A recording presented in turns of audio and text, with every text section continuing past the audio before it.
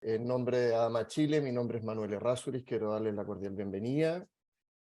No quiero quitar más tiempo a los expositores que van a venir a continuación mía, así que muchas gracias a todos. La idea es que las preguntas las podamos realizar al final de la presentación, así que o ya sea por el micrófono, ¿cierto?, de manera directa, o si quieren lo mandan por vía el chat que está abajito, ¿no es cierto?, al centro. Ahí ustedes pueden escribir la pregunta o cualquier duda que tengan. Así que muchas gracias nuevamente. Quiero dejar con ustedes a Gonzalo Ugarte, que es coordinador de bioestimulante y biosoluciones de ADAMA Chile, para que nos dé la primera pincelada de la importancia de realizar una buena post cosecha en cerezos. Gonzalo. Hola a todos, ¿cómo están? Gusto saludarlos, muy buenas tardes. Y que ojalá hayan todos teniendo acá en la zona central, hayan tenido una buena cosecha de cerezas. Lo que vamos a presentar a continuación, básicamente son algunas bases fisiológicas. Hice una recopilación de información técnica del por qué nosotros debiésemos preocuparnos de una buena post cosecha. Y obviamente plantearles cuál sería nuestra mirada o nuestra posición respecto a una estrategia de post cosecha de acuerdo a las herramientas actuales que nosotros tenemos, ¿cierto? Entonces voy ahora a proceder a compartir pantalla, ahí se ve, ¿cierto? Así que, bueno, yo llevo trabajando 1 año y medio en Alabama, ¿cierto? Como coordinador de biosolución y tengo 13 años de experiencia en trabajo con multinacionales. Generalmente he trabajado, he hecho trabajo técnico, ¿cierto? En diferentes químicas, ingentes, unitarios y ahora último, Alabama. Bueno, del punto de vista fisiológico, para entrar en materia de manera inmediata, ¿cierto? Tenemos un estrés abiótico. Sabemos que el estrés abiótico es producido, ¿cierto?, por factores externos a la que está relacionada la planta. Los factores externos se pueden mostrar acá en el punto, en el extremo, perdón, estoy buscando el láser, acá, en la columna izquierda de su pantalla, ¿cierto? Principalmente altas temperaturas, exceso de radiación UV, exceso de luminosidad. Obviamente la falta de la capa de ozono, que hoy día tenemos un forado gigantesco que está acá sobre Chile y Antártica. La sequía, asfixia y bajas temperaturas, eso más relacionado a la época invernal, otoñal, ¿cierto? En la zona norte tenemos muchos problemas de salinidad, hemos visto salinidad básica, ¿cierto?, en uvas de mesa, cítrico y palto. También el déficit lumínico, claro que te puede producir estrés, y también el tema de los metales pesados que hemos visto en algunos nogales de la zona central. Entonces, hoy día, cuando la planta se ve enfrentada a un estrés abiótico, ¿cierto?, va a generar una cantidad importante de radicales libres, ¿cierto?, que son los mismos radicales libres que están asociados a nuestro envejecimiento como humanos, ¿cierto? Y estos radicales libres son altamente oxidados, tienen una alta capacidad de oxidación. Y esos en la planta principalmente se clasificarán en dos, que es el superóxido y el peróxido de hidrógeno o agua oxigenada, ¿cierto? Entonces, cuando tenemos formación de estos dos radicales libres, ¿cierto?, va a haber una formación de peroxidación de lípidos, de membrana, por lo tanto tenemos destrucción celular. Hay deterioro de tejidos, ¿cierto? Esto es una foto de Juan Pablo Sofili donde podemos ver cómo se rompen las células desde ese punto de vista. Y cuando hay formación de etileno, porque el etileno al final es como una consecuencia de los radicales libres, o sea, tengo muchos radicales libres funcionando, suben los niveles de etileno en la planta, que obviamente involucra la senescencia, y también hay aumento de ácido oxálico, ¿cierto?, que en el fondo saca el calcio de la pared de la membrana celular y por ende también se produce esta ruptura o desarme celular. Entonces, cuando la planta tiene que tratar de defenderse de alguna manera, la forma de defenderse va a ser produciendo ácido benzoico o ácido salicílico para tratar de contrarrestar el etileno. Y al final este es el círculo vicioso constante del estrés abiótico o bien el estrés oxidativo, ¿cierto? Oxidativo porque en el fondo, recordemos, tenemos radicales libres que tienen alto poder de oxidación. Entonces, eso obviamente es lo que nos está causando deterioro en los tejidos vegetales. Hoy día, después de nuestra post cosecha, de este verano bastante caluroso, y ya el cambio climático llegó para estar, Claramente hoy día hay múltiples mecanismos que nosotros tenemos que preocuparnos, no solamente y aquí no sientan que viene con la convicción de que hay que aplicar algo como loco, no, eso es una herramienta más dentro de un buen manejo, y el manejo básico lo va a explicar cierto Jordi en la presentación del día de hoy, que claramente es un correcto manejo de agua, que ahí va a explicar Jordi claramente cómo es eso, obviamente un buen manejo de nutrientes, y después cómo trabajar con herramientas estilo algas, ¿cierto? O extractos de alga, o en el caso puntual de nosotros, las algas fermentadas, que es nuestra tecnología. Entonces, ¿cómo la planta va a contrarrestar esto? Entonces, hablamos de que se produce estrés abiótico en la planta. ¿Cómo la planta se defiende y cómo nos vamos a defender? ¿Cierto? ¿Cómo nos vamos a defender? Primero que nada, la gran línea de defensa que tienen las plantas son con los antioxidantes. Entonces, hay este primer conjunto de antioxidantes que ustedes pueden ver en el lado izquierdo de su pantalla, es la superóxido dismutasa, que va de la mano a la fertilización de zinc, manganeso, por eso, y uno de los frutales más delicados o los que más demuestra problemas con la zinc manganeso son los cítricos, pero también hemos visto problemas de manganeso en cerezo, ¿cierto? El ácido ascórbico, que va relacionado directamente con la fertilización de boro, y la activación de clorofila, obviamente ligado a la fertilización de manganeso. Eso siempre cuando nuestros análisis foliares estén indicando alguna falencia, ¿ya? La idea es ser obviamente medido y ser racional en el uso de estos correctores. El polifenol, que a todos nos gusta mucho, porque nosotros sabemos que atrapa radicales libres, ¿cierto? Son los polifenoles, y en este caso el tocoferol, los carotenoides, los flavonoides, o sea, polifenoles en general, son los mismos que se producen cuando nosotros tomamos vino, ¿cierto? Y tratamos de apalear un poco el estrés oxidativo en nosotros. Pero básicamente los polifenoles serían como un atrapador de radicales libres inmediatos dentro de la planta. Esos también vienen dentro de cuando aplicamos alga marina, ¿cierto? Extractos de alga, tienen un buen contenido de estos polifenoles. Por otro lado, un compuesto súper importante que también está presente para su nivel antioxidante es el glutatión. Se habla mucho del glutatión como su protección celular oxidativa, pero ¿qué es lo que es? Básicamente está formado por 3 aminoácidos básicos, que es un compuesto en base a cisteína, glicina y glutamato, ¿cierto? Y ahí viene uno de los compuestos básicos, ¿cierto? De por qué, o la justificación de por qué usamos algas marinas y complejos de aminoácidos en las plantas para frenar el estrés abiótico, ¿cierto? O sea, si nosotros trabajamos con algas, extractos de algas, algas fermentadas o aminoácidos directamente dentro de la planta, vamos a estar aumentando las concentraciones de glutatión. Y justamente tiene esta protección protección celular, y además tiene una protección del ADN de la planta para que no se modifique, ¿ya? Y el último, pero no menos importante, que es súper interesante trabajar, que esto hay que verlo como un formato más global, porque aquí hay una enzima importantísima para contrarrestar, ¿cierto?, el estrés abiótico, ¿cierto?, que es la catalasa. Si nuestra planta está circulando peróxido de hidrógeno bajo oxigenada, que es el principal radical libre que nosotros nos complica, ¿cierto? La catalasa es la enzima dentro de la planta, también en nosotros, con los humanos, ¿cierto?, que hace la degradación de este peróxido de hidrógeno. Pero a nivel de plantas, ¿cierto?, el correcto funcionamiento de la catalasa está modulado por los cobres, hierro y nitrógeno, ¿ya? O sea, tenemos que mantener buenos niveles de estos 3 minerales, y también aumentar la actividad enzimática del suelo. Y aquí es donde entra importancia los consorcios microbianos y la actividad radicular. Una planta que está teniendo una buena rizósfera o una rizósfera activa y con una buena simbiosis con sus microbianos, está comprobado que también aumenta los niveles de catalasa dentro de la planta, ¿ya? Entonces, este por el lado de los antioxidantes, y espero que les haya quedado bastante libre. Y el último compuesto, y por el otro lado tenemos otra mirada, que es la glicina betaína. La glicina betaína, ¿cierto?, es un osmoprotector. ¿Qué significa que sea un osmoprotector? Son compuestos que en el fondo están regulando el nivel de turgencia de agua dentro de las plantas, ¿cierto? Aumenta la tolerancia al estrés hídrico y al térmico, obviamente, y al final protege todo el aparato fotosintético, tal cual como dice ahí, que es en base a un libro de Chet et al. Y Holmstrom, donde aparece, ¿cierto?, que la idea es proteger el aparato fotosintético y reducir la peroxidación de los lípidos, ¿ya? La glicina betaína ha sido un compuesto que está en un fuerte estudio hoy en día, y de hecho me ha llamado mucho la atención en las últimas 2 temporadas, cómo los asesores, sobre todo de cítricos y palto, han estado estudiando esta molécula, porque se dice que a 80 gramos por hectárea de este compuesto, ¿cierto?, ayudaría a proteger y aumentar la capacidad fotosintética de la planta, y asimismo osmorregular las células de las plantas, ¿ya? Entonces, cuando tenemos esto, y aquí voy a tratar de llevarlo más un poquito a nuestra calle. ¿Cuál es nuestra calle? Nuestra tecnología, como además estamos haciendo fermentación de alga, y aquí podríamos hacer dos paralelos. Ok, quiero trabajar con extractos de alga para poder prevenir el estrés abiótico.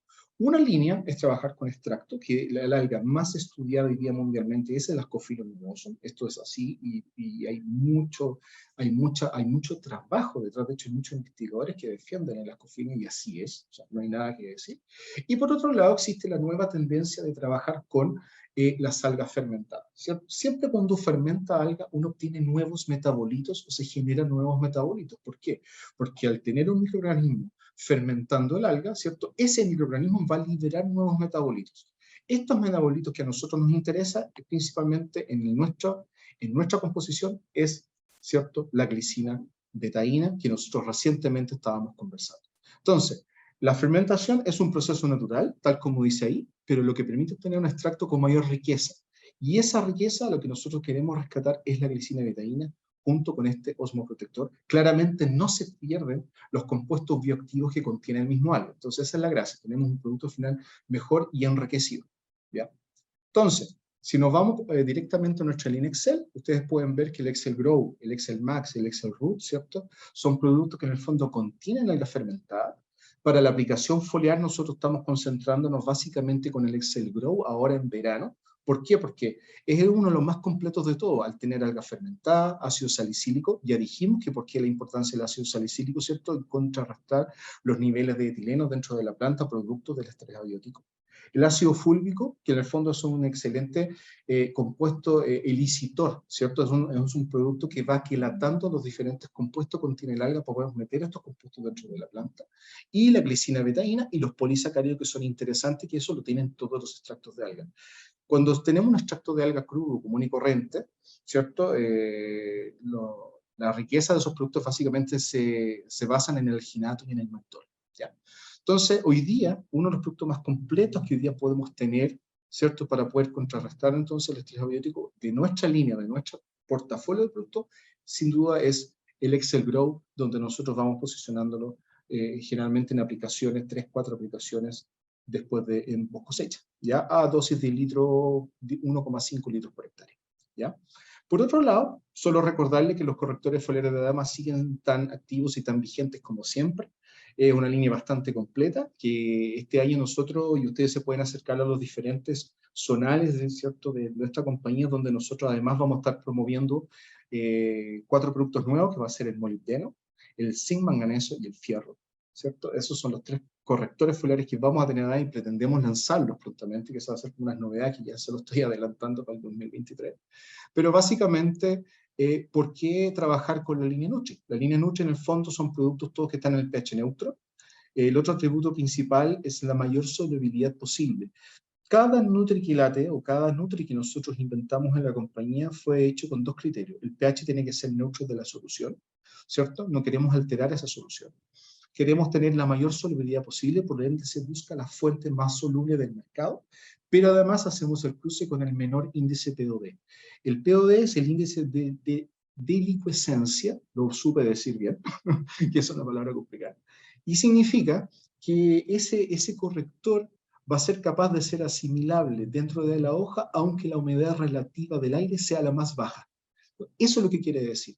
Significa que, por ejemplo, yo tengo un Nutri Potasio, que lo estoy aplicando ahora, tiene un POD de 20. Significa que con 20% de humedad relativa, ese Nutri, aún así, va a ser capaz de entrar dentro de la hoja. Entonces, ese es el principal criterio con que se elige la fuente mineral, que va a ser acomplejada por los otros compuestos para tener nuestra línea Nutri.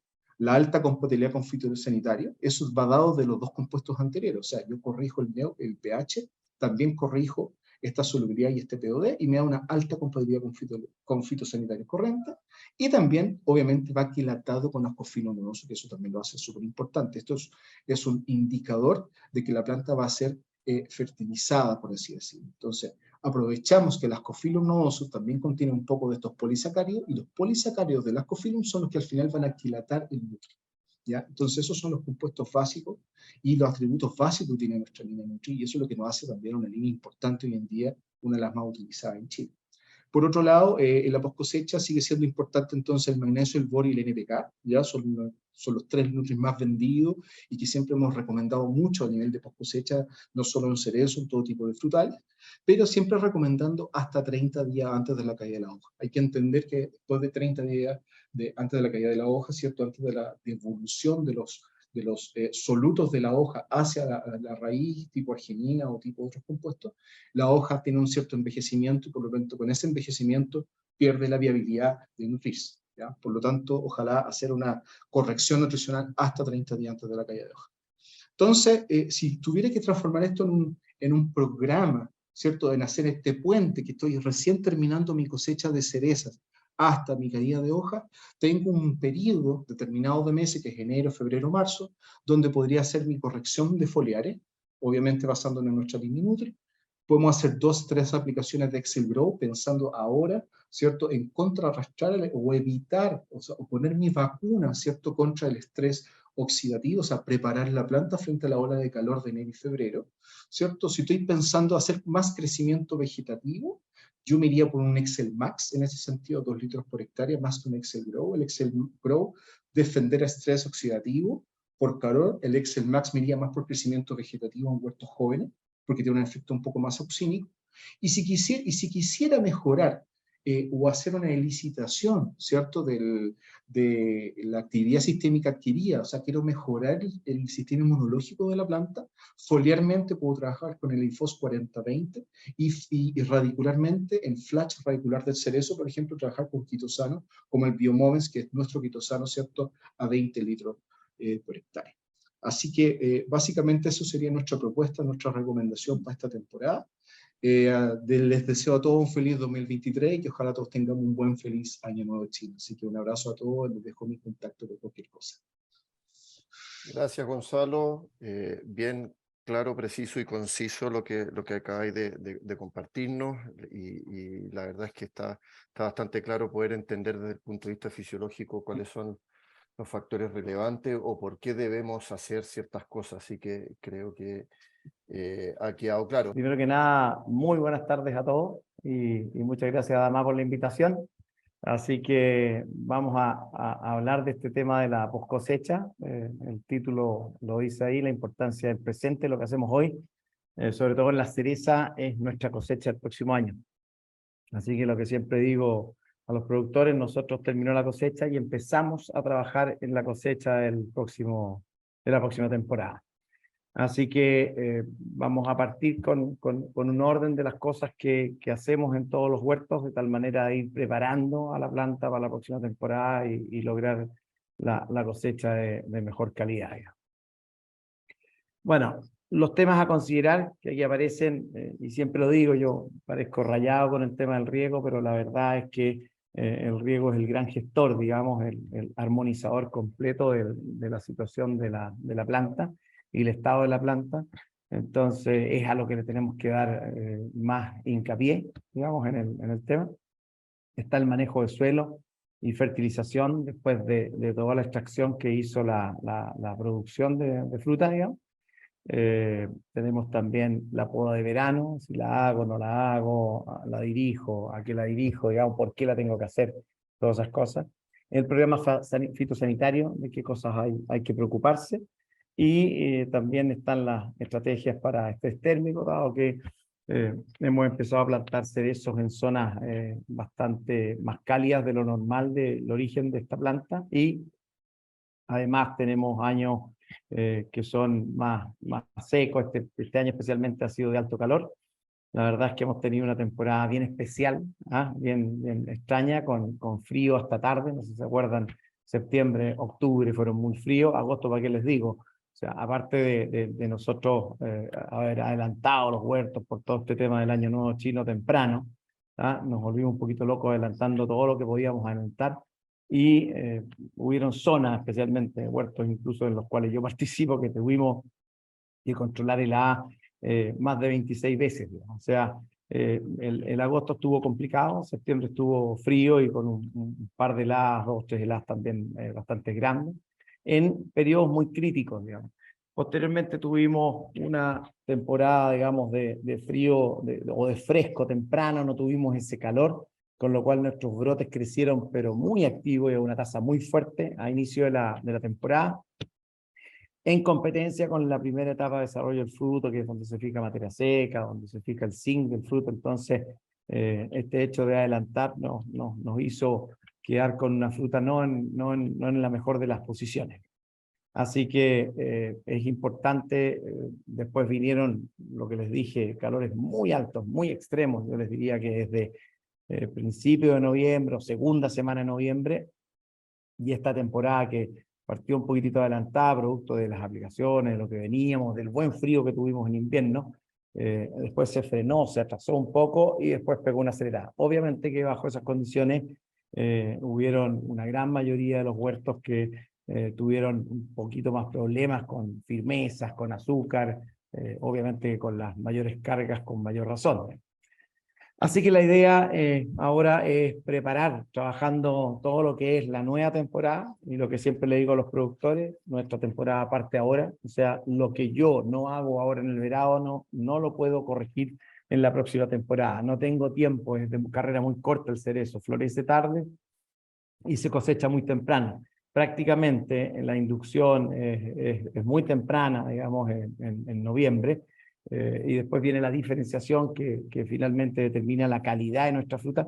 Si tengo condiciones climáticas o riego mal o alguno de los procesos que estamos viendo en pantalla se hace de mala manera, voy a tener un resultado que no puedo recuperar ya en marzo, abril o mayo o en lo cortito que va a ser la próxima temporada.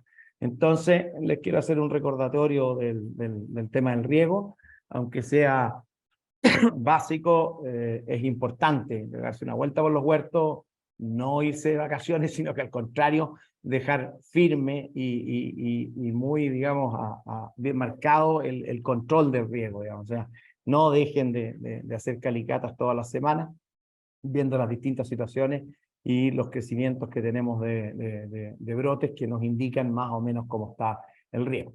Entonces, dentro del riego quiero tocar un tema que es el nivel de consumo, ¿ya? En la mayoría de los frutales que se cosechan durante el verano, incluso hay algunos como la uva de mesa que bajamos los niveles de riego antes de la cosecha, manzanos también, Gonzalo ahí lo sabe muy bien, digamos.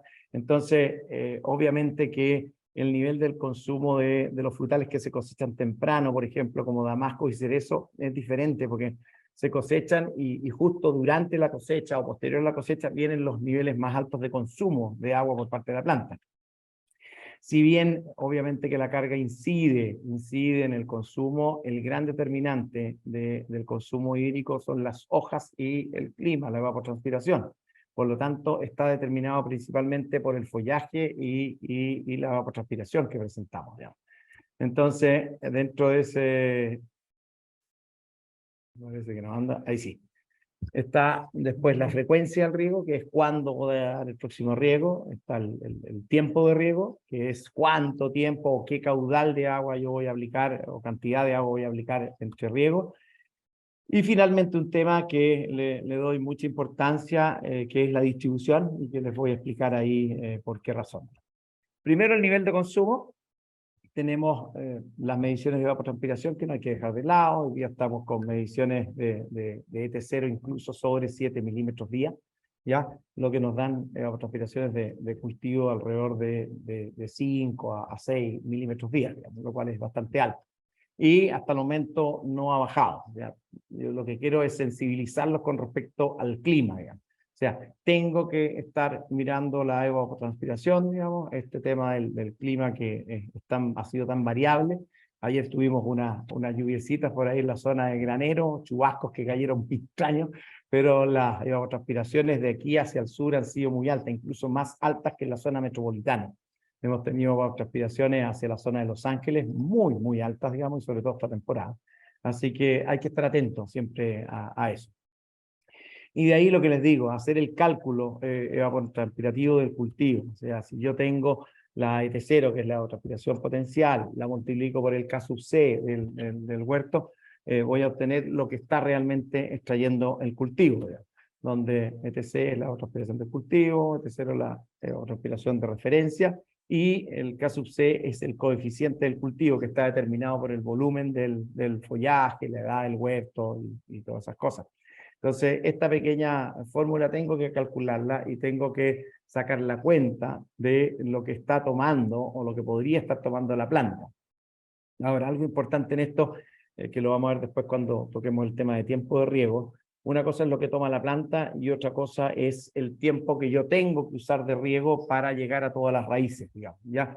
Que son cosas distintas. Normalmente se juntan estas y muchos de los asesores hablamos de que estoy regando con un 1,6 de bandeja. La verdad es que eso no existe, digamos. Lo que existe es que mi eficiencia de riego es más baja, por lo tanto yo para recuperar esa cantidad de agua tengo que regar más tiempo o regar de alguna forma en la cual gasto más volumen de agua, pero logro llegar a todas las raíces. O también en el caso de suelos salinos, que nos toca harto hacia la zona metropolitana, hacer un riego con una fracción de lavado. La verdad es que en los suelos salinos el tema de lavar sales o bajar la salinidad es mucho más eficiente hacerlo en invierno, tratando de imitar las lluvias, pero durante la temporada, si además puedo hacer, digamos, y tengo el agua para hacer estos riegos de lavado, de fracción de sodio, obviamente cuando las sales incluyen el cloro, que es el que en el fondo puedo lavar, tengo que irlo haciendo durante todos los riegos, de tal manera de que la subida de sales sea más lenta, porque siempre golpea a final de la temporada, cuando no me preocupo del tema y termino con árboles con hojas secas o desfoliadas. Así que hay que ponerle mucha atención a eso. Por lo tanto, hay que cuidar ese volumen de agua aplicado, a defenderlo, y obviamente que depende del suelo. Hay situaciones con suelo arcilloso que es más delicado hacerlo, es más complicado, y situaciones de suelos arenosos con buen drenaje donde es más fácil, pero siempre tenemos acumulaciones, sobre todo en las zonas de lomajes, que no es muy complicado con respecto a las sales. Lo que los invito aquí es a entender que el nivel de consumo de la planta sigue igual o incluso superior. Aquí, por ejemplo, les muestro la evolución de la evapotranspiración de un cultivo, digamos, para un huerto en la zona central, en la cual obviamente tiene septiembre, en la que parte con evapotranspiración de cultivo baja, llega a su pic hacia fines de diciembre, principio de enero, y si yo les muestro la cosecha, normalmente nuestras cerezas están en ese periodo. Por lo tanto, uno como que piensa que está regando para la fruta. Está bien, estoy regando para la fruta, pero también estoy regando por la cantidad de hojas y por el clima, que me da una evapotranspiración. Por lo tanto, a veces hemos medido, y no a veces, siempre medimos, en el caso de la cereza, consumos más altos después de cosecha, así que tengan cuidado con esos riegos. Obviamente que hacia mediados de enero, dependiendo nuevamente del clima, va bajando este consumo y yo tengo que ir atento a ir distanciando mis riegos o trabajando también el tema de tiempo de riego, de tal manera de ir ajustándome al consumo de la planta, para no sobreregar y para no faltarle a la cantidad que está tomando. Entonces, después viene el tema de frecuencia de riego, que es determinar el momento de estrés. Normalmente lo hacíamos y lo hacemos en muchos huertos observando calicata, cuando se desgrana el terrón. Obviamente que ahí hay suelos arenosos y arcillosos en que es distinto, digamos, el terrón. Hay que conocer un poquitito, pero todos tienen bastante experiencia. Lo que quiero recordarles con esto es que no dejen de hacer calicatas, aunque yo tenga sondas y tenga cosas, uno se lleva sorpresas. Y sorpresas que si no las analizo durante el verano y las corrijo durante el verano, el problema lo voy a tener la próxima temporada y no lo voy a poder corregir. Así que hay que estar atento a ese tema. Si dispongo de sondas, digamos, de capacitancia, obviamente que puedo fijarme en el nivel de estrés, que lo he fijado ya en temporadas anteriores, ¿ya? Y lo chequeé aún en estas temporadas, cuando el consumo, que se ve graficado como esos peldaños, el consumo diario, dada una misma transpiración, disminuye. O sea, si yo entre ese peldaño y ese peldaño disminuí el consumo, quiere decir que la planta se está estresando o le está costando mucha energía tomar agua. Entonces, yo tengo que dar el riego cuando llego a ese momento. Ese momento, en varios casos, se ha tratado de medir, y siempre el rango anda entre un 25 y un 30%, hay varios estudios que lo respaldan, digamos, de la humedad aprovechable del suelo. O sea, cuando yo me he consumido al menos un 25 o un 30% de ese nivel, está más o menos el punto de estrés. También lo puedo medir con una bomba Cholander, acercarme, pero hace bastante tiempo ya en investigación en la que participamos, se validaron estos gráficos y ese punto se determinaba por el menor consumo, que está determinado por el tamaño de ese peldaño para los que tienen sonda. Así que esa es una forma de buscar ese punto de estrés, digamos. Si no, y si mi suelo es fácil, por ejemplo, un suelo arenoso, pedregoso, no corran riesgo y rieguen antes de que tengan duda, digamos, de la duda de llegar a ese punto, digamos. Después el tiempo de riego, que es un poquitito más complicado en ese sentido. Yo tengo una planta que está consumiendo y ahí dibujé dos círculos azules en los cuales tengo que llegar a cubrir todas las raíces con el riego. O sea, yo tengo que ser capaz con el tiempo de riego de llegar a todas las raíces. Lo que nos pasa normalmente es que estamos con un tiempo de riego pegado, digamos, creemos que es parejo, creíamos todos antes también que era parejo en el tiempo, y de repente nos damos cuenta que en la periferia, donde hay un poquito menos raíces, se demoran más en tomar el agua, y yo me he encontrado muchas calicatas en febrero secas en todo el borde, y me doy cuenta que mi tiempo de riego no era capaz de llegar a todos lados. No digo que todas las veces uno tenga que usar ese tiempo de riego, pero la calicata tiene que ser capaz de irme mostrando si mi humedad es pareja en el perfil o si tengo menos humedad en la periferia. ¿Para qué les digo cuando hay sales? Digamos? Este tema, digamos, de marcar los bulbos hace que obviamente las sales yo las maneje en la periferia. Si esa periferia se me está achicando, estoy acercando al punto de crecimiento de las raíces la concentración mayor de sales y puedo tener más problemas. Si tengo sonda, obviamente, y he determinado el punto de llenado, digamos, del suelo, el punto de inflexión, donde está capacidad de campo, yo sé a dónde tengo que llegar. Por lo tanto, puedo con ese tiempo de riego, ¿va? Ahí sí.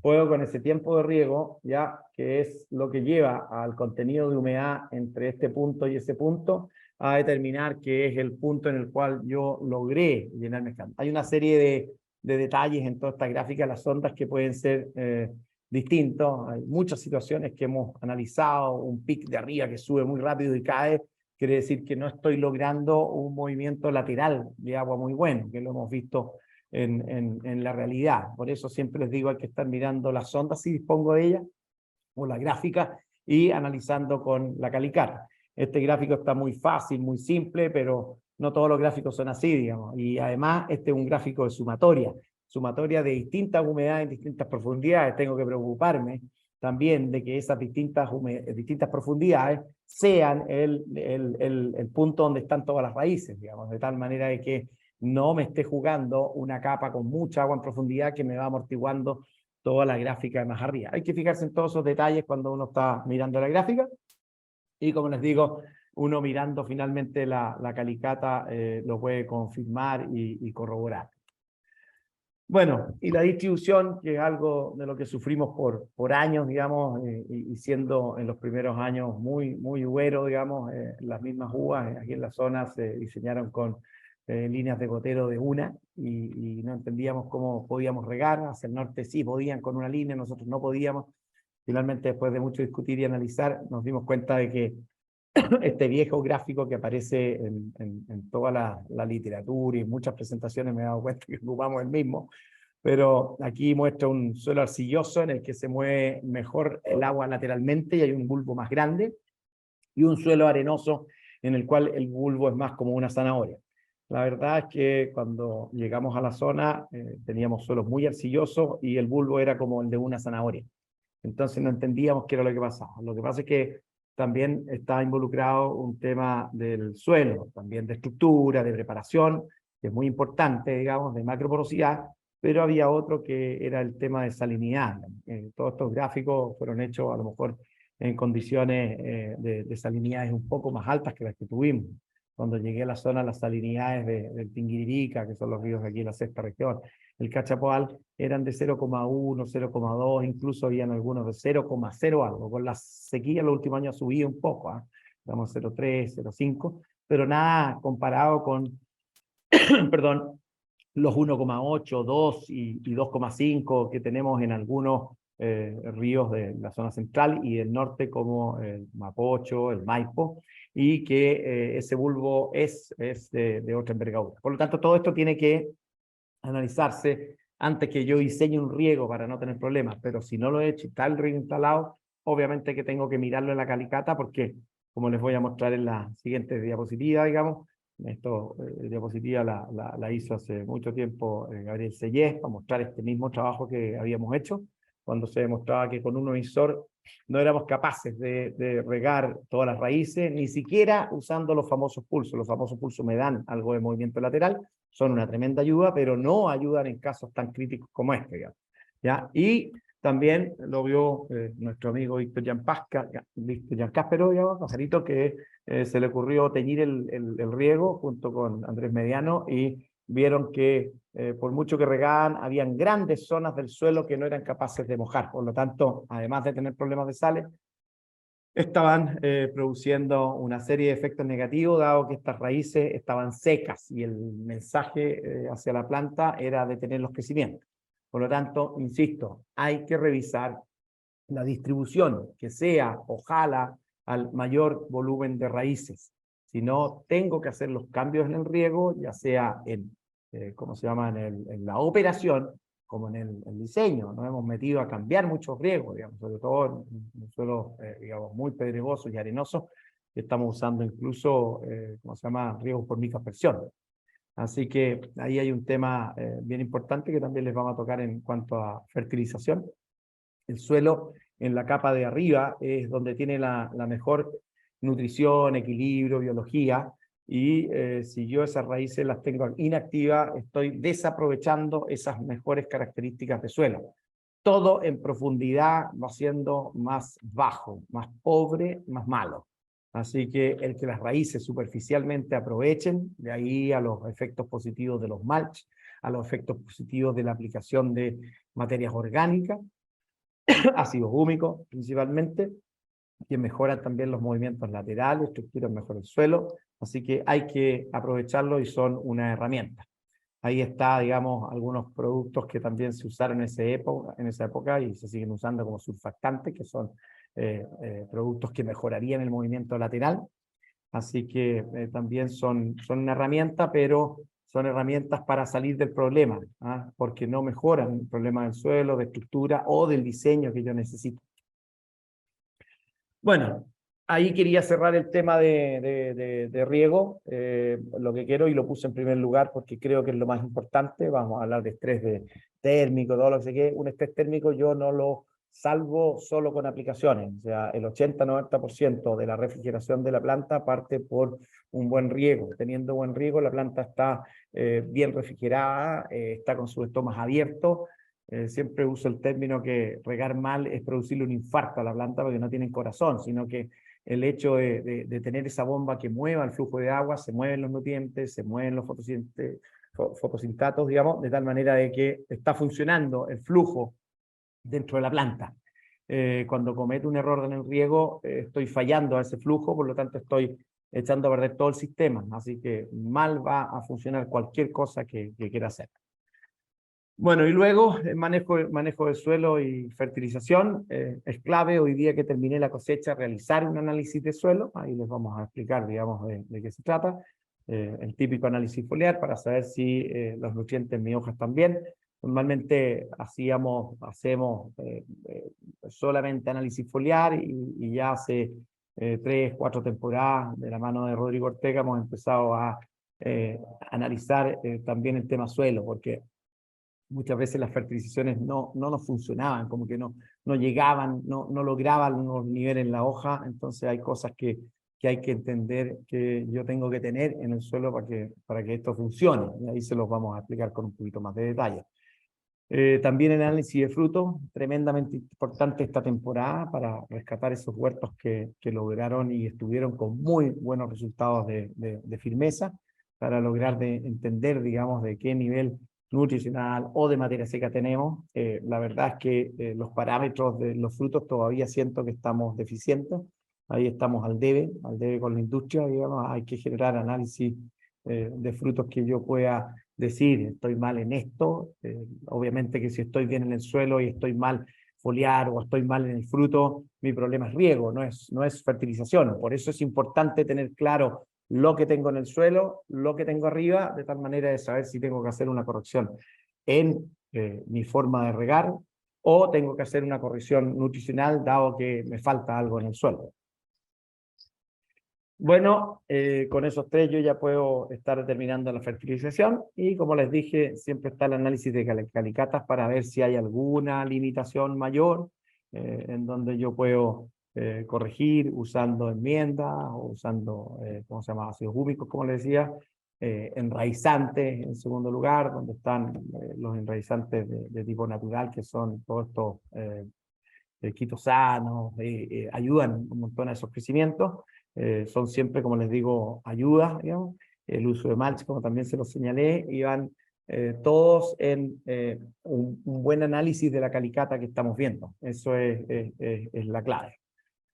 Bueno, en determinación de la fertilización, tengo una demanda de nutrientes ajustado a una cantidad de tonelaje de fruta que saqué, digamos, que está en muchas tablas descritas, digamos, las tablas que nos proporcionó Rodrigo, en las cuales nosotros estimamos esa extracción por parte del cultivo, tanto de nitrógeno, fósforo como potasio, y lo que les decía, analizando los niveles adecuados que tengo en el suelo. O sea, esos niveles que aparecen ahí son los mínimos que tengo que tener en el suelo para tener un aporte a lo que yo voy a tener. Y todos los años hacer el análisis de suelo de manera de cuánto consumí y cuánto tengo que recuperar o aportar. Y eso, el momento es ahora. Saqué la cosecha, hago un análisis de suelo, veo en qué condiciones que es. Algo muy importante, los análisis de suelo no son meter una pala en un par de hoyos y sacar una muestra. Tengo distintos suelos en los campos y al menos tengo que abarcar, digamos, no les digo que sea por cada tipo de suelo, hay suelos bastante similares. Uno mismo conoce los tipos de suelos aproximados que tiene en el campo, pero dentro de ese suelo tengo que hacer un análisis compuesto. O sea, voy a analizar obviamente los 30 primeros centímetros y voy a determinar los contenidos, pero en base a un mínimo de 20, 22 submuestras. Idealmente, como les digo, tomadas todos los años, de tal manera que, y en una zona ojalá cercana, de tal manera ir viendo el historial de mi huerto. Y de esa manera determinar cuánto nitrógeno, cuánto fósforo y cuánto potasio tengo que reponer. Normalmente el consumo de fósforo es más bajo, el potasio es el más consumido y el que más tengo que reponer. Y ya después empiezo con los micro macro, que es donde está el magnesio, y sobre todo si hay portainjertos como el Maxma 14, que son difíciles de consumir, tengo que mantener mi fertilización en base a magnesio al suelo, digamos, bien apoyada. Y todo lo que son micro, como por ahí lo señaló también Gonzalo y Manuel, dirigido a la parte superior, si es que estoy en alguna deficiencia, pero no olvidándose de que tengo que corregir. Me ha tocado, sobre todo en suelos hacia el sur, en que los boros son muy bajos. Entonces, no bastan solo las aplicaciones foliares, tengo que hacer una corrección al suelo. Entonces, eso es importante. Los aportes foliares son importantes, son maneras de corregir pequeños movimientos, pero si hay cosas grandes en el suelo de todos los otros minerales, tengo que corregirlo antes de empezar a hacer el foliar. Y ahí está, obviamente, toda la batería y cosas que puedo hacer en el resto del verano. Como nitrógeno también lo podemos aplicar foliar y en cerezo se ocupa mucho. Obviamente que, como les digo, teniendo el respaldo de que en el suelo al menos tenga la cantidad que yo necesito para la temporada. Fuerte como le puse en la que nos ha ido traspasando Rodrigo Ortega. Bueno, otro tema son las podas de verano. Entonces viene todo el cuestionamiento, ¿hago, no hago poda de verano? Las podas de verano en general son podas que van a disminuir el crecimiento del árbol y van a ir ¿cómo se llama?, a equilibrar el crecimiento del árbol, porque hay un rebrote, pero que no es tan fuerte, si es más temprano es más fuerte, si es más tardío es menos. Y si estoy enfrentado a una situación de exceso de vigor, tengo que tomar una decisión de realizar estas podas de verano. La verdad que lo mejor, y siempre lo señalo, es analizar la necesidad de luz en cada caso. ¿Cómo lo puedo ver? Ver por la presencia de hojas amarillas, pero teniendo seguro que esas hojas amarillas no son por arañita, no son por un problema de riego, no son por un problema de aplicaciones, digamos, y que sean realmente emboscamientos. Si tengo un árbol expuesto completamente al sol, que incluso le veo partes del tronco, la verdad es que no necesito hacer la poda de verano. Y la poda de invierno la voy a necesitar de todas maneras, porque la regulación de carga la voy a hacer habiendo contado los dardos, con la famosa coadopción productiva que estamos promoviendo por todos lados, de tal manera que se use de regulación de carga. Entonces, como tengo que hacer esa poda, aquí me sale un poquito lo productor y digo, ya, si necesito hacer las dos podas, las hago. Pero si puedo evitarme una poda, esa sería la de verano, que es básicamente si tengo bien iluminado el árbol. O sea, si tengo un árbol bien iluminado, por último lo estoy revisando, ¿no? Y viendo que no se hagan esos espacios oscuros en los cuales la diferenciación de nuestras yemas es deficiente. La inducción, les recuerdo que ya fue. Hoy día estamos en la etapa de diferenciación, que es finalmente la calidad y la acumulación de reservas para la otra temporada. La intensidad de la poda, puedo hacer una poda completa, ya sea a todo el árbol, porque está completamente emboscado, como que ya me tocó algunos la semana pasada, con un poquito el dolor mío, porque sabemos que haciéndola tan temprano como mediados de diciembre va a haber un rebrote fuerte, pero el emboscamiento era muy fuerte, era un patrón vigoroso, un colt, obviamente había que hacerlo. Ya, en la medida en que yo voy avanzando, si esto lo puedo hacer más tarde, mejor, pero no sacrificar luz, digamos, si me falta, hay que hacerla, digamos. Y determinar, como les digo, si la hago completa. A veces, la simple pasada de un topping, que es muy rápida, que tiene un costo bastante, digamos, bajo, digamos, por planta, por decirlo de alguna manera, y logra una iluminación, es suficiente. A lo mejor logro esa iluminación y lo demás lo traspaso a la poda invernal. Esa es la idea. Insisto, si el árbol lo necesita porque está vigoroso, como me ha pasado ya en 2 huertos, hay que hacerla. Pero otro que estábamos viendo hoy día en la mañana, y le doy gracias ahí a Rodrigo Fernández, que nos atendimos muy temprano a las 7:30 para poder estar para esta charla, digamos. La verdad es que fueron muy pocos los huertos en que tuvimos que intervenir, básicamente los huertos más vigorosos, digamos. En los otros estaban ya bastante equilibrados, normalmente patrones que son más equilibrados de vigor, como Gisela 6, Gisela 12, hay que dejarlos su expresión máxima foliar, de tal manera que generen un mayor crecimiento de raíces. Y recordarles que después tenemos la regulación de carga en invierno. El momento por rebrote que le estaba diciendo, dependiendo del vigor, puedo hacerlo muy temprano como diciembre, incluso en algunos casos extremos antes de la cosecha, la parte baja del árbol, de tal manera no intervenir en la fruta y producir caída, sino inmediatamente después de cosecha. O si estoy relativamente vigoroso, voy revisando idealmente o semanalmente si existen estas hojas amarillas, y si aparecen esas, intervenir inmediatamente, ojalá detectarlo muy temprano.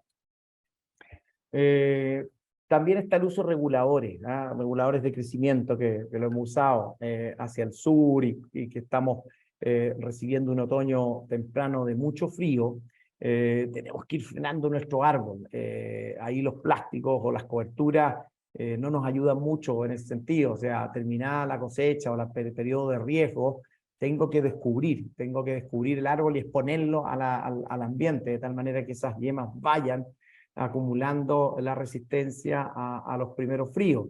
Si obviamente no lo hace, tengo que ayudarlo con algunos productos, digamos, en base a molibdeno, o ya más agresivo como reguladores de crecimiento. Ahora, muchos de esos reguladores también los ocupamos para disminuir el vigor. pero siempre lo decimos, tengo que usar pero no abusar. Por ejemplo, el fortolfenurón es un regulador de crecimiento muy potente, ya, pero que si abuso de él produzco árboles con hojitas chicas y que también tienen un potencial de calibre menor. En una primera etapa de uso, la dosis que ocupo por planta, que puede ir entre 0,2, 0,3 hasta 1 cc por planta. Esto también lo veníamos haciendo en muchos huertos de nectarines y duraznos, por si acaso, y es ampliamente usado en Europa. Entonces, logramos un árbol más equilibrado, pero en Europa mismo abusan un poquitito del trabajo para no tener que intervenir en poda y se ven muchos huertos allá bastante deprimidos por el abuso de uso regulado. Son una herramienta, pero hay que decidirlo con calma y analizando cada caso. Con respecto al programa fitosanitario, lo más importante que recuerdo son los posibles ataques de arañita. Están muy fuertes, de hecho ya hemos tenido que hacer aplicaciones. Les recuerdo que los huertos con producción normalmente hacemos una aplicación para no correr riesgo de tener detecciones de arañitas en cosecha por el mercado chino, que es cero insecto vivo, así que es importante, pero los huertos nuevos no. Y los huertos nuevos que están a orilla de camino, son zonas polvorientas, son un lugar ideal para que se desarrolle. Ya los productos que normalmente usamos, buenos acaricidas, no son tan rápidos de knockdown, entonces demoran del orden de 2 semanas en lograr un efecto. Entre que yo me dejo la aplicación, aplico, paso una semana, puedo tener un deterioro bastante avanzado. Por lo tanto, los invito a revisar atentos los huertos y usar el concepto de que quizá una arañita no es ninguna, 2 son demasiado. Hacer un poquito laracos en ese tema y sobre todo en huertos nuevos que no han tenido la aplicación. Huertos que han tenido la otra aplicación es más difícil encontrarse, pero también se encuentran casos, así que les pongo especial hincapié en ese tema. Después están los posibles ataques de burrito que se han transformado en algo bastante más común. Tenemos varios casos, sobre todo cuando plantamos sobre parrones o sobre otras especies, por ejemplo, como alfalfa, que es un gran nido de burrito. Y hemos tenido huertos, digamos, que han llegado a niveles críticos de mortalidad de plantas por ataques de burrito, porque desencadenan muchas otras cosas, desencadenan fitóftora, desencadenan ataques de agalla, pero el principal causante es la presión de burrito. Cuando uno en una calicata se encuentra una larva, es demasiado, uno no tiene tanta suerte. Bueno, hemos tenido, y no pocas situaciones en que nos encontramos 5 o 6 larvas. O sea, la presión de la plaga que tenemos en ese huerto nos puede terminar de dañar el huerto. Si uno analiza las raíces, se nota la comida de la larva del burrito. Así que una de las formas de ir corrigiendo ese tema es obviamente si lo pillo en la temporada y aplicación de ciertos insecticidas, que se puede hacer vía riego, tienen buena efectividad cuando viene el nacimiento o salida, perdón, de las nuevas larvas, pero la verdad es que las bandas han sido una tremenda herramienta. Ya llevamos 3 años en un huerto que tuvimos muy atacado y el huerto, puedo decirles hoy día, que está recuperado. Ya nos cuesta encontrar larvas en las calicatas que hacemos revisando el riego, así que aprovechen la revisión de riego y descargar finalmente a ver si hay presencia de burritos. Si uno las mira rápida, créanme que no se ve, ¿ya? Así que los invito a revisarlo y no llegar a tener que usar las bandas. Las bandas son caras, es la única forma de bajar las poblaciones, las logramos bajar y logramos recuperar el huerto, pero con mortalidades no menores del 5 al 10 o al 15% de las plantas. Así que atentos a ese tema. Ahí está. Las polillas, si bien eran un problema con respecto a si yo tenía la fruta por presencia nuevamente de insectos y de larvas, de aquí en adelante no es un problema. Lo que sí es problema es si yo estoy con un huerto en formación de leche o algo así, puede ser un problema. Hoy día normalmente los huertos tienen sus 70, 60, 80 centímetros de brote ya formados. Hoy día hay muchos huertos de 1,5 metros con la primavera que tuvimos. Entonces, un par de pinchazos de polilla no es tan importante. Sí, hay que, ¿cómo se llama?, insistir en el control de polilla durante el periodo en que tenemos la fruta, y ahí lo hacemos a calendario. Finalmente, o en esta misma lista está la drosófila. La drosófila es una plaga que tengo que blindar al huerto, y los blindajes usando los tiempos de protección de los productos máximos de 7 días han funcionado. Hay que ir rotando los productos, pero la pregunta es, ¿sigo haciendo o hago algo de control en el verano? La verdad es que no es necesario, la plaga está fuerte, no voy a bajar presiones. La plaga va a llegar de todas maneras el próximo año, o sea, no saco nada con aplicar ¿cómo se llama?, en post cosecha. Sí, puede ser importante, y que hemos tenido los casos de huertos de cerezo que también son productores de uva de mesa y me dejan una presión muy alta. Ahí quizás es válido a la fruta que queda en el árbol o a la que queda en el friso hacer una aplicación de un insecticida barato, puede ser, qué sé yo, un diacinón, por ejemplo, ¿ya? Y puedo cubrir todo eso. Pero en el caso de cerueros, si son cereceros y están más bien aislados, no es importante y no tiene ninguna trascendencia, ¿ya? Y lo otro son la presencia de debilidades o situaciones críticas, que el bajo con agua, que estoy arreglando, con riego, como sea. Los mejores activadores de defensa, insisto, y siempre lo he dicho, son los fosfitos de potasio, y son una tremenda herramienta. Además de promoverlos para la entrada en el otoño, en el cual yo necesito la defensa del planta súper activa, porque es un periodo en que aumenta la humedad, baja un poco la temperatura y aumentan dos enfermedades que son muy importantes en el caso del cerezo, y que no es solo el cáncer bacterial, una de ellas, digamos, sino que también son los hongos de la madera. Siempre, insisto, asociado a problemas de debilidad, y por eso los invito a revisar principalmente los temas de riego, de tal manera ahí un bajo con agua lo voy a tener tapado de cáncer bacterial, pero no voy a salir con más aplicaciones de cobre, sino que tengo que corregir el problema que produce la debilidad. Atención en eso, o sea, las plantas estresadas de alguna manera, los famosos estrés abióticos, y por eso estamos por el uso de bioestimulantes, nos ayuda a todo este tema, digamos. Bueno, y está también, finalmente, ya acercándome al otoño, el control preventivo de cáncer bacterial y hongos de la madera, que como les digo, hoy día los pongo en el mismo lugar. Les recuerdo que hay varias investigaciones en las que señalan que los hongos de la madera son tan comunes como el cáncer bacterial. Lo hemos visto en los huertos al sur, pero uno cree que no, eso es al sur donde hay lluvia. No, hay hongos como Calofaeria que trabajan felices con 30 grados.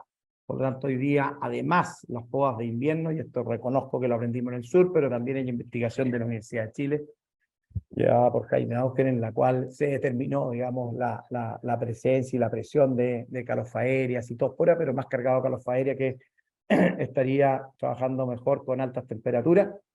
Por lo tanto, hoy día creo que no vale la pena arriesgarse a hacer podas de verano sin hacer aplicaciones de fungicidas.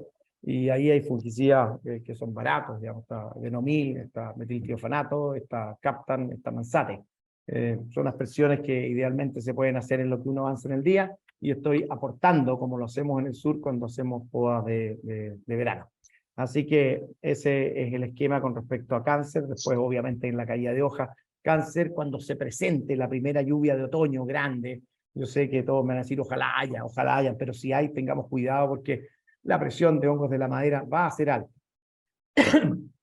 Entonces ahí, obviamente, tengo que estar también considerando aplicaciones de hongos de la madera, ¿ya? De tal manera de cubrir todas esas situaciones de debilidad de mi huerto que no haya logrado controlar bien. Y finalmente están las estrategias para estrés térmico, en las que siempre les señalo, el primer y mejor control de estrés térmico es regar bien. No saco nada con estar regando mal y tratar de aplicar un caolín o tratar de aplicar bioestimulante en base a Ascophyllum, digamos. No le pueden dejar toda la pega, digamos, son una tremenda ayuda, pero el riego es el número uno en ese sentido. Tengo que estar regando bien, y ahí hay una cosa también ambiente que nos ayuda con respecto al riego, y el riego de microexpresión ha sido un gran aporte, sobre todo en los patrones enanizantes del tipo Gisela. Después, como les decía, viene la aplicación de bioestimulante en base a Staphylococcus, como Gonzalo lo dijo, donde hay más investigación al respecto y es impresionante la cantidad de información que hay en base a la ayuda de este tipo de alga al control de estrés térmico. O sea, es una tremenda ayuda y marca una diferencia. Nosotros personalmente estamos recomendando aplicaciones cada 20-25 días durante lo que queda del resto de verano. Pensando en mantener esa defensa de las plantas. También está la aplicación en base a productos, como sea, protectores solares en base a caolín, que yo siempre los señalo, son además un peldaño más en protección, pero los dirigimos principalmente a los huertos, sobre todo con madera expuesta, digamos. Más que solo la temperatura de las hojas, esa madera que se quema y que además el riego no refrigera, porque el riego refrigera el brote verde, pero el brote que ya está lignificado recibe una insolación tremenda, y si ustedes la miran, sobre todo cuando formamos estos huertos en B y vemos ese lado expuesto al sol, la vemos quemada entera en un color rojo, igual como cuando nosotros nos quedamos dormidos ahí recibiendo sol en la playita, digamos. Ese es tejido dañado, tejido que después llega invierno y está lleno de fisuras, digamos, al crecer el árbol. No tiene la elongación suficiente y se hacen heridas naturales y permiten la entrada nuevamente de cáncer bacterial, de hongo en la madera. Así que es importante estos productos en base a caolín, insisto, muy importante en huertos nuevos. No el huerto nuevo del brote verde, pero fíjense en la base del brote a final de la temporada, está rojo. Entonces uno tiene que tratar de cubrirlo de algo blanco, de tal manera de lograr ese control. Así que eso en base al control de estrés térmico, creo que hemos tratado de abarcar todo lo que enfrentamos en el verano, siendo, como les dije, el número uno el riego. Concéntrense en el riego. Siempre que uno llega a un huerto, el principal problema es falta de distribución, falta de frecuencia o excesos de frecuencia. O sea, en general es un tema riego. También los excesos de riego nos producen problemas, así que ojo, no se trata de abrir la llave, especialmente a los amigos que tienen huertos en suelos más arcillosos. Así que eso sería, les doy las gracias por atender y estar atentos a todo, digamos. Les deseo una exitosa temporada 2023. Esperemos que nuestras cerecitas lleguen bien, como ya nos han señalado hasta el momento. Crucemos los dedos, que los precios se mantengan, que no haya ninguna situación complicada esta temporada como la hemos tenido en las dos últimas, y que podamos salir adelante con precios buenos, y que ojalá que se vacíe el mercado de cerezas para que nuestros amigos del sur también puedan recuperar los daños del año pasado producto de los precios post, digamos, año nuevo. Así que gracias a todos y estamos abiertos a las preguntas. Escúchanos, Señor, te rogamos, Jordi. Claro. Por el bien de todos nosotros. Damos la pilita. Muchas gracias, Jordi. La verdad que, como pusiste ahí, la temporada 2023 ya la estamos construyendo, ya lo mencionaste, ya partió con la inducción de las yemas, está hoy día en la diferenciación, así que estamos en un momento que es tremendamente relevante de cara a la producción del próximo año. Hay aquí algunas preguntas que las voy a mencionar, las voy a compartir a todos. ¿Hay alguien con la mano levantada también, Manolo? Sí. Alguien que está con un tablet, algo. Y gracias, Jordi, por la presentación, excelente, como siempre. Gracias, Juan Pablo. Al que está con la mano levantada, que me dé un minutito para tomar los que está por el chat y retomo la mano que está por ahí. Aquí un amigo mío, Carlos Donoso, pregunta: en sectores con altos niveles de sales, con daño evidente al follaje, ¿podría tener algún problema la aplicación foliar de algas? No. Al contrario, digamos, te va a ayudar, es una forma de ayudar a ese estrés, lo señaló en su presentación Gonzalo, así que está ahí, digamos. Pero insisto, o sea, no va a tener un efecto negativo, pero hay que retomar todo el tema de riego, no basarse en que la aplicación me va a salvar. O sea, por favor, ayuden con el riego a hacer algo.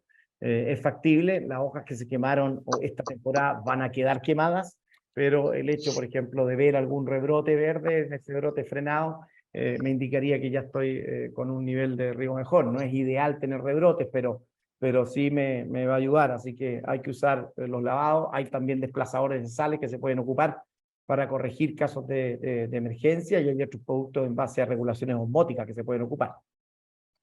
Buenísimo. Gonzalo, ahí, tu opinión. Sí, o sea, va muy alineado a lo que realmente dijo Jordi. O sea, en el fondo le contesté por interno a Carlos. Sí. Claramente las hojas no se van a recuperar porque ya tienes un daño por sales, pero claramente todos los tejidos nuevos que van a venir van a estar protegidos, ¿cierto? Con el tema del uso del alga. Recordar que las algas hoy día entregan un efecto acumulado. O sea, la persona que, yo creo que es más caro trabajar una vuelta de alga que hacer 3 vueltas de alga. Me explico, o sea, si tú trabajas con el tema de una sola vuelta de alga, esa alga no va a ser efectiva porque en el fondo va a causar un efecto inmediato en esa fotosíntesis, sino que va a ocurrir después de una acumulación de 2, 3, 4 veces, ya tal cual como dice Jordi, una aplicación cada 25 días siempre va a tener un efecto acumulativo y va a mantener la fotosíntesis de la planta más o menos estable, ¿cierto? Entonces, y claramente, cuando hay un problema de salinidad, y tomando un poquito la experiencia que he tenido con la zona norte, los lavados de ese bulbo, ¿cierto?, de riego es importantísimo. Están los desplazadores, están los productos en base a calcio, ya el calcio es un muy buen bloqueador de sal. Entonces, en ese sentido, hay que hacer un manejo mucho más integral, pero sí hay que recurrir, lo primero que hay que hacer a nivel de riego es revisar riego y hacer desplazamiento de sales o lavado de sales, eso sería como lo primero. Buenísimo. Gracias, Gonzalo. Gracias, Jordi. Claro. Otra pregunta. ¿Uso de detergente o jabón potásico como lavado para prevenir, yo te diría más que para controlar, para prevenir arañitas, Jordi? ¿Tu opinión ahí? Sí, son herramientas si es que tengo cercana la cosecha y estoy digamos, Claro. con un tema Un de tema de carencia, restricción de producto. pero olvídense de que es una herramienta igual que una caricía, en ningún caso. Es una ayuda si es que estoy, digamos, cercano a la cosecha, y es una ayuda, ya no es más que eso. Tiene un efecto positivo, pero la caricía es el que hace la pega finalmente. O sea, no me quedaría solo con la aplicación del jabón, que también lo ocupamos como emergencia si que estamos cerca de cosecha. Es una alternativa y hay que jugársela de repente, pero es una alternativa muy chiquitita al lado de esta aplicación de la caricía, que es más importante. Oye, Jordi, ¿y tu experiencia con productos biológicos para el control de arañitas? Ya mencionaste la restricción que tenemos previo a cosecha, y no solamente en cerezos, sino todas las otras especies de fruta de exportación, y específicamente, ¿tenía alguna experiencia, buenos resultados de biológicos para el control de arañitas? Sí, tengo un producto no residuo, pero la verdad es que Lucho Sasso, con el que lo comenté, me hizo un par de preguntas y me dijo, ¿y me diste esto? Y no lo medí. Entonces, lo que vi yo fue la aplicación de un producto de Bayer, incluso, que es el Requiem Prime, que no es barato, pero emergencia, cercano a la cosecha, 2, 3 días, y fue impresionante ver cómo desaparecieron las arañas. Entonces, Lucho me preguntó, pero no sería la dinámica, no sé, me hizo un par de preguntas y me dejó en el aire. Así que la verdad es que para mí funcionó, digamos, pero hay que fijarse un poquito más. Creo que es una herramienta, pero hay que ahí seguir lo que dice Lucho y mirar un poquitito más en el testigo, a lo mejor, que no tenía la aplicación.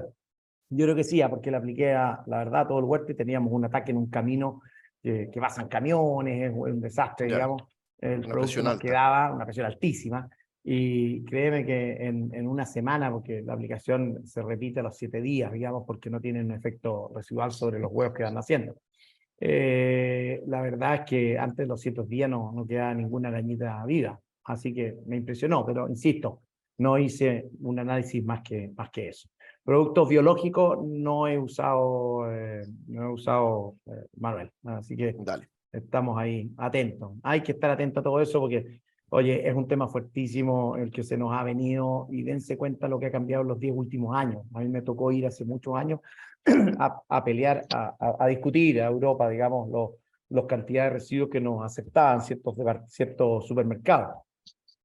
Y la verdad es que cuando nos entrevistamos con el gallo entendí que no había vuelta atrás con el tema. O sea, la gente en los supermercados, no, si yo le voy a explicar que el producto es sano, que no hace nada, olvídense, una dueña de casa no va a entender, digamos que es mejor comprar productos con pesticidas, olvídense, eso no lo entienden, menos un hijo de nosotros. Así que las generaciones nuevas, digamos, Millennials, Centennials, Z, X, lo que quieran, no están dispuestos a no, que yo comí y tomé agua del suelo y qué sé yo, olvídense, es otra generación, no van por ese lado, así que tenemos que adoptarnos, acomodarnos a ello, como lo dijo Coco Salgado o alguien más en una presentación. Nosotros son nuestros nuevos clientes, nuestros clientes futuros, así que pensemos en lo que ellos quieren, así que escuchemos a nuestros hijos. Así es, así es. Oye, Jordi, otra pregunta. Tenemos aquí varias en el Dale tintero. nomás, dale más. Aplicación de melaza. ¿Tú la recomiendas? ¿Tienes alguna experiencia de aplicación de melaza en cerezo como aplicación de post cosecha? ¿Aplicación de melaza al huerto arriba o al suelo? Al suelo. No, al Al suelo. suelo dice la pregunta. Yo creo suelo. que es al suelo, digamos. A ver, la aplicación de melaza va de la mano con algo que estamos trabajando ya hace 3 temporadas. Yo esto lo escuché hace 8 o 10 temporadas, pero como me enseñaron a ser bien escéptico, dije, no creo en esa cosa. Y uno tiene que partir la investigación o las pruebas así, mejor que creyendo, porque se va convenciendo en el camino y te convences de algo que realmente es bueno, digamos. La verdad es que la función de la melaza es activar a los microorganismos del suelo. Hoy día sabemos que la activación de los microorganismos del suelo o la aplicación de microorganismos al suelo nos dan un tremendo efecto en estructura, en disponibilidad de minerales a la solución suelo. Hemos medido en algunas investigaciones que la activación y la aplicación de estos microorganismos nos aumenta la liberación de fósforo, potasio a la solución suelo. Así que creo que va enfocado a eso y la melaza lo hice en el huerto de nosotros, digamos. Usamos aplicaciones cuando nos recomendaron los primeros microorganismos, digamos, insisto, fue hace 8 o 10 años, digamos, iban con una mezcla de melaza para activar esta solución. Hoy día hay también aplicaciones de alga y trabajos que demuestran que aplicaciones de alga al suelo también activan la microbiología. Y eso estamos viendo que es positivo y es la forma de la nueva fertilización o de la fertilización más equilibrada y no basada tanto en químicos. Así que creo que va enfocado a eso, digamos. Sí, disculpa. A ver, dame un segundo, Pedro, y agregar ahí también el uso en ese sentido, Jordi, de los quitosanos como también como alimentos, si queremos llamarlo así, a los microorganismos que están naturalmente presentes en el suelo, o si los agregamos también de manera exógena. Peter, Dale, Pedro. Preguntar. Sí, disculpa. Jordi, ¿algas al suelo te refiere a Ascophyllum o cualquier alga? La investigación que estamos viendo es en base a Ascophyllum, digamos. Obviamente que tiene que haber una formulación, digamos, al respecto. Y los efectos hasta el momento han sido bien interesantes, así que creo que es algo muy importante, digamos. Hay que compararlo con lo que tenemos. Hoy día, como te dije, estamos usando ácidos húmicos, estamos usando microorganismos. Si podemos activar de una manera estos microorganismos, el ideal es que, como te digo, entidades como las universidades estén haciendo estas diferencias de tal manera que nosotros podamos ver si, oye, necesito solo ácidos húmicos, necesito microorganismos, necesito activar los que están en el suelo, y ahí creo que Ascophyllum tiene bastante que mostrar, digamos. Y foliarmente, Jordi, ¿hasta cuántos días antes de caída de hoja sería lo recomendable? El Ascophyllum ese que hacemos para el estrés térmico, lo tiro durante el verano cada 25, lo tiramos cada 25 días, yo te diría que hasta marzo, antes de la caída. La caída de hoja ya no es importante, o sea, yo lo haría para cubrir marzo, no estaría haciendo una aplicación a fines de marzo, principio de abril en ningún caso, ¿no? O sea, haría una en enero, una en febrero y una en marzo, de ese estilo, digamos. Perfecto. Gracias. Gracias, Jordi. Aquí otra pregunta, Rodrigo Encina pregunta por los protectores solares transparentes en base a zinc. ¿Qué opinas al respecto? Mira, la verdad es que lo hemos usado, digamos, creo que son una herramienta si uno tiene la fruta, pero la verdad no hemos analizado el efecto de esos protectores para la madera, ¿ya? O sea, Ya. no sé, no sabemos si defienden o no la madera, no se los puedo decir, pero sí han tenido efecto, digamos, aplicado pre cosecha para defender a la, ¿cómo se llama?, a la fruta y a las hojas en ese periodo. Pero siempre insisto, o sea, normalmente el principal corrector del problema es regar bien.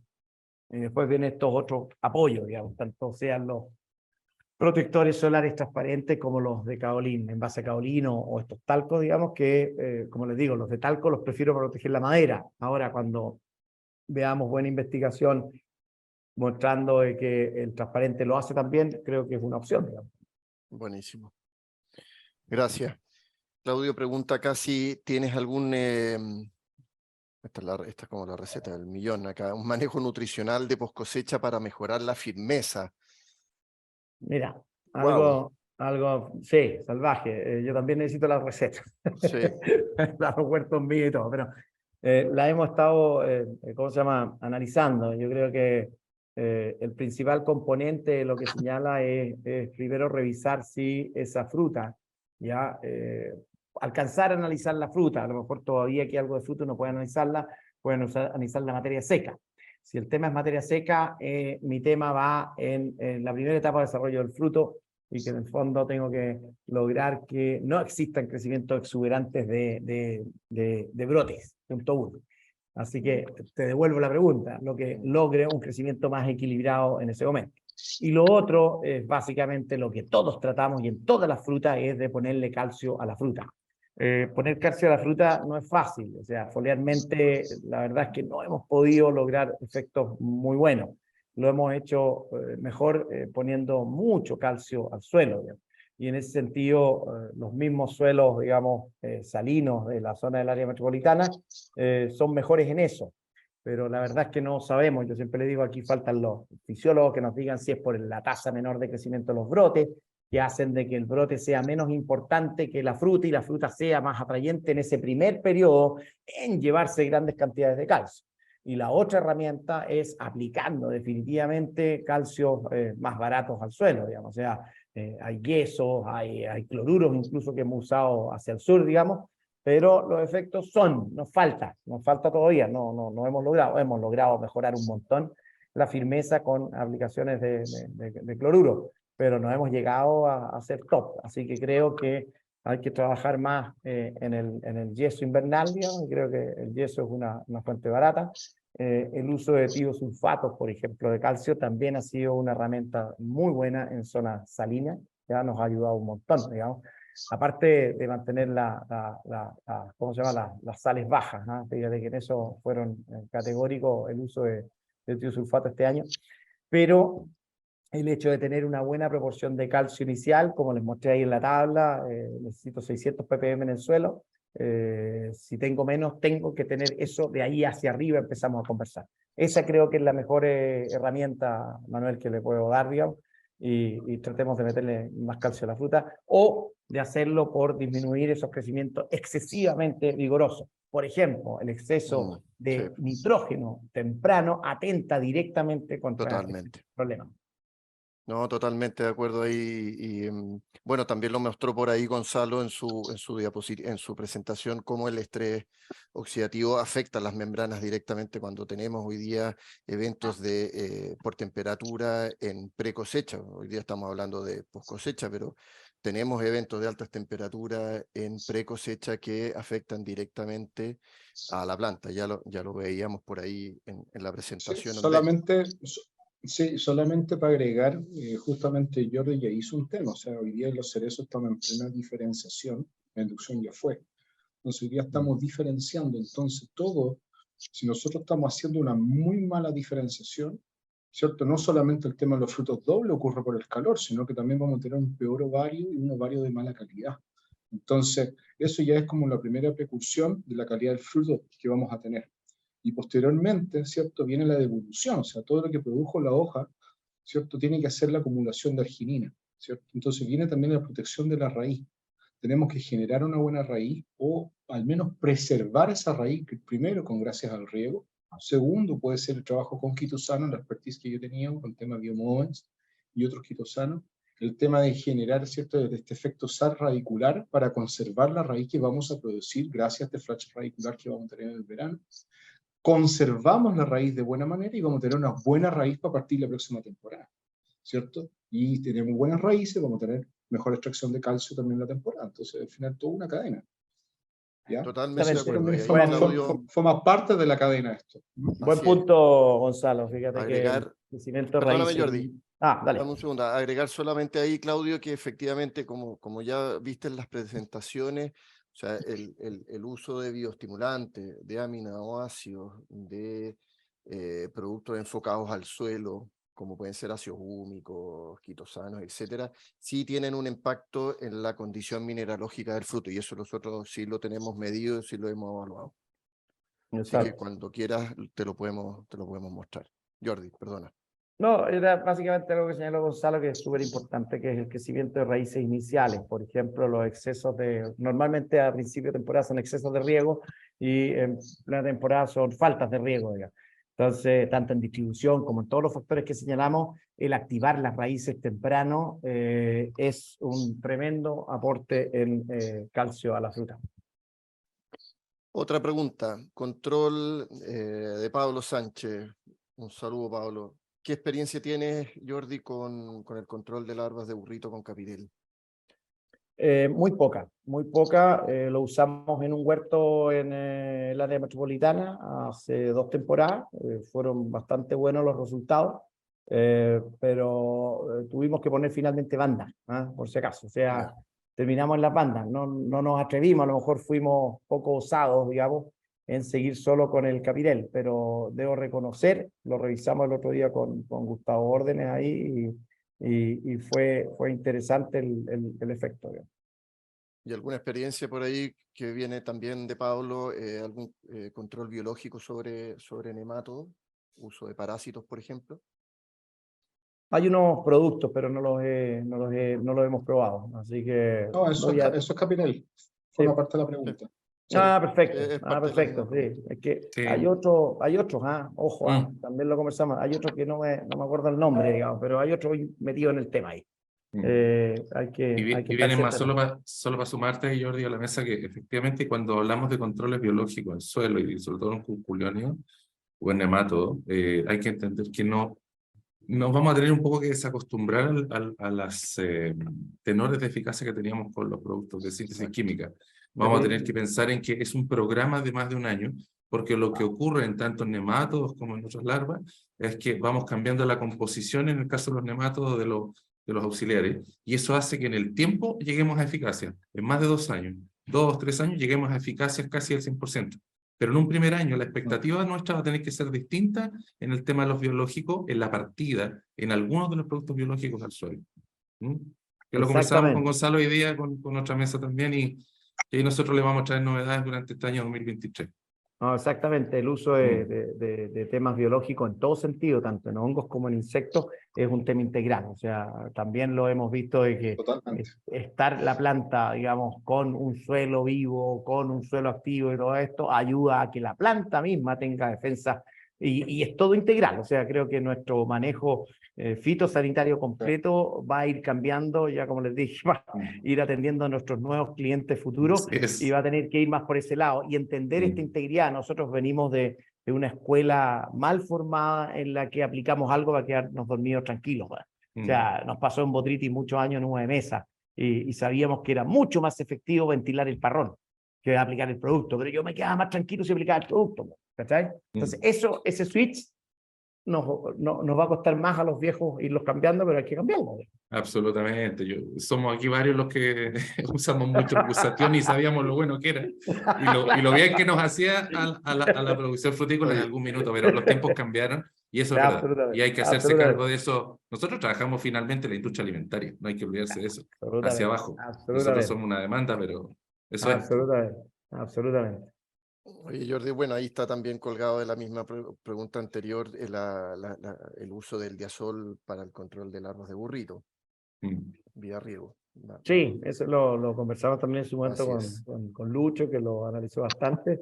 Es una herramienta, como te digo, no es la banda, pero es una herramienta, lo que pasa es que sí habría que ocuparlo en los momentos que hay una salida de burrito, porque el efecto en el suelo, obviamente que en profundidad no es tan fuerte, pero si lo aplico en el momento en que está la salida de los burros, algo más nos va a ayudar.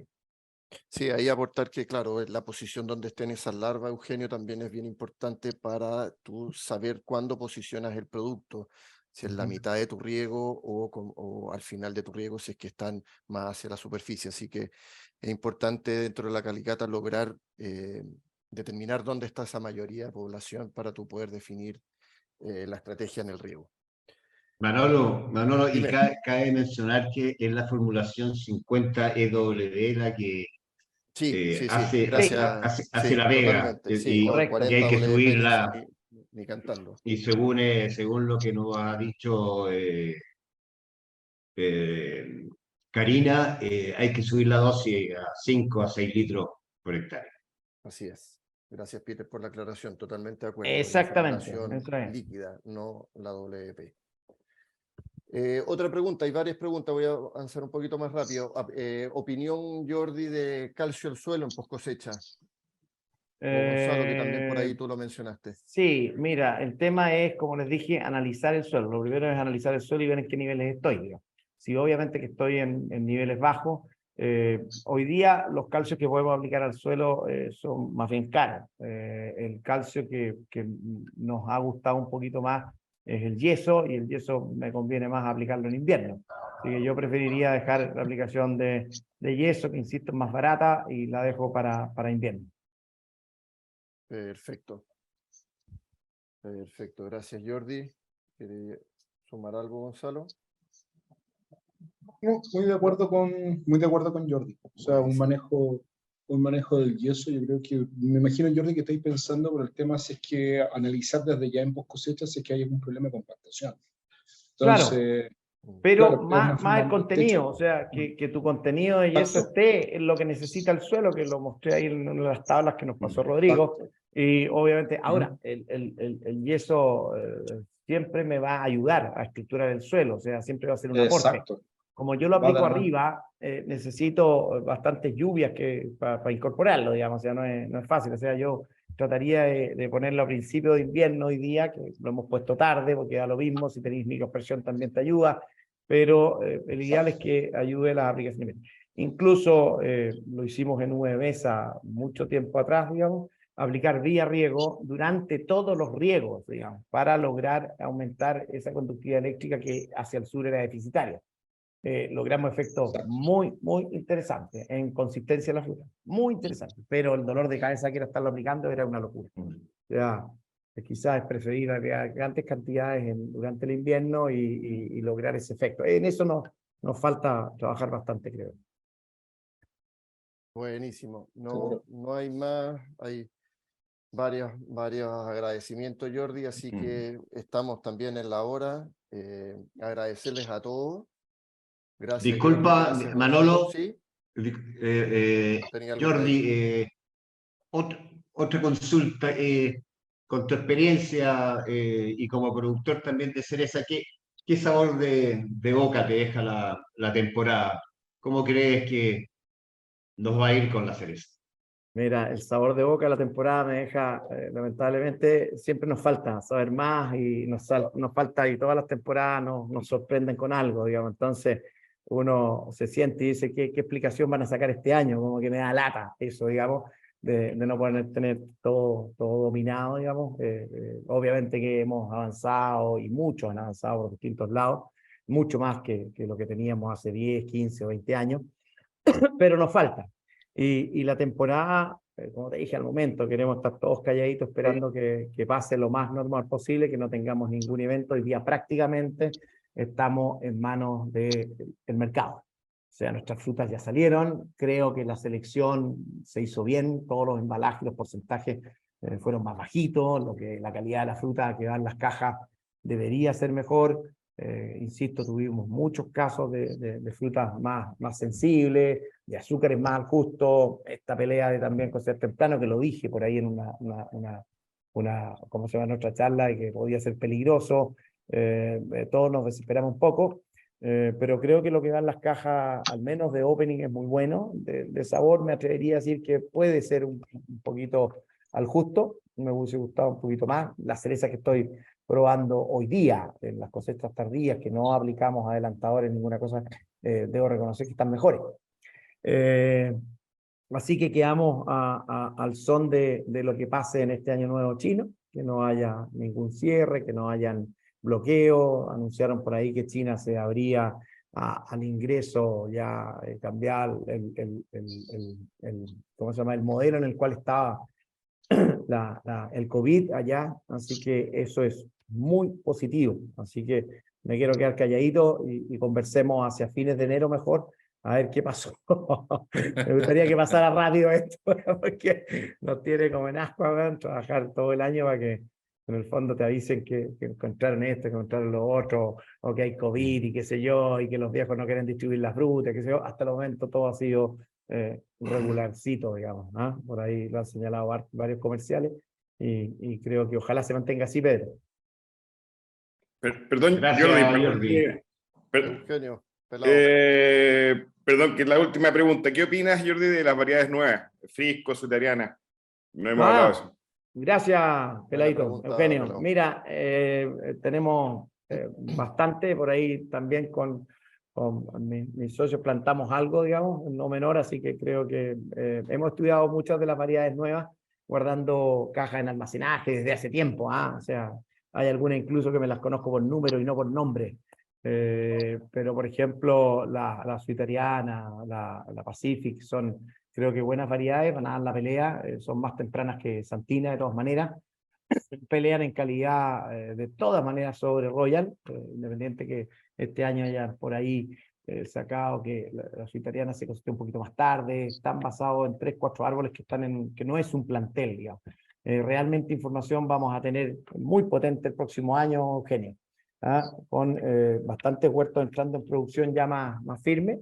Y en post cosecha, mira, ya es 4º año que se guarda la fruta y que termina muy bien, así que estoy muy convencido, creo que esas variedades son un aporte. Y velo de la siguiente manera, o sea, las variedades de manzana que estás comiendo hoy día, las variedades de uva de mesa, ¿son las mismas que teníamos en los años 90? No, o sea, ¿por qué no va a ocurrir eso en la cereza? Hay variedades difíciles de derrocar, a lo mejor que son muy fáciles, que sea como una lápiz, pero tienen sus problemas por cosecha. Hay varias cosas, yo creo que van a ir cambiando y creo que esto es una alternativa. Están también las variedades ¿cómo se llama? Marvinis, que son las Ibu, que hemos analizado también algunas, y con bastantes buenos resultados. Hay algunas más sensibles, otras que a mí me gustan mucho, digamos, en cuanto a la post cosecha. Así que creo que tenemos un abanico interesante temprano. En las tardías estamos al debe porque nos falta todavía más fruta, los huertos en ensayo están recién produciendo, así que vamos a poder conocer un poquito más de las tardías ahora. Las tardías, uno como que las dejó de lado después de que el año pasado todo lo tardío no valía y lo temprano era lo que valía. Pero no se olviden de que un reemplazo de una variedad existente por una mejor es una alternativa. Qué sé yo, por ejemplo, por Areco, digamos, termina siendo superior, qué sé yo, a una Lapins, va a ser una alternativa de todas maneras, digamos. Así que hay muchas. Hay, por ejemplo, variedades bicolor como Skylar, que ya demuestra tener más firmeza y que tiene una resistencia, de un sabor especial, distinto, un producto distinto. Son cosas que todas creo, Eugenio, que son alternativas, pero las que nombraste de Univo, que son las de Ana, creo que van muy bien enfocadas. Oye, Jordi, ¿y qué amenaza le veía a la producción peruana? ¿De cereza? Sí. No te voy a decir categóricamente que ninguna, porque es lo mismo que podríamos haber dicho de la uva en los años 80. Bueno, la sí. verdad es que los huertos que hay de cereza en Perú son muy de ensayo todavía, están en condiciones en las cuales no presentan acumulación de frío, no tienen acumulación de frío muy baja. O sea, si hablamos de que acá tengo, qué sé yo, 40 porciones para una santina, allá no tengo ni 5 ni 6 porciones de frío acumulado.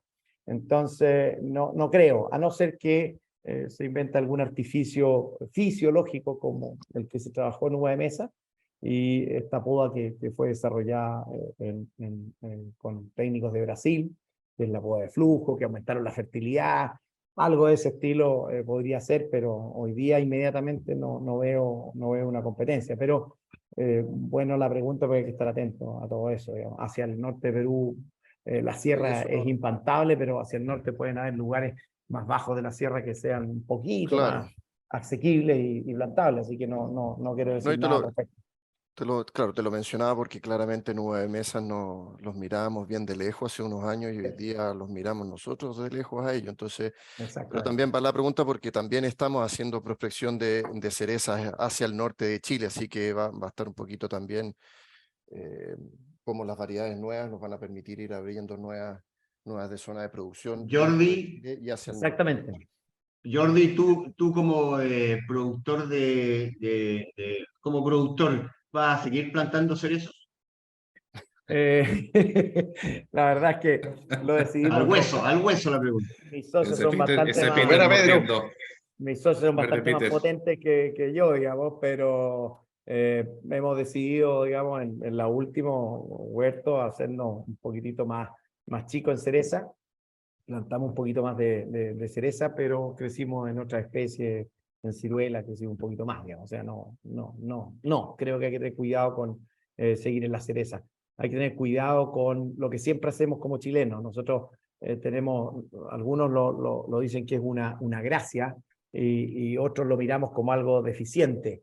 Creo que la agresividad del productor chileno es impresionante, como plantamos y tenemos una locura plantando, pero en el camino tenemos una mortalidad de productores que quedan en el camino con grandes sufrimientos grandes, digamos. Entonces, creo que hay que ir un poquito más con pies de plomo, acorde al aumento de consumo. O sea, el consumo de cereza, por ejemplo, en China está aumentando.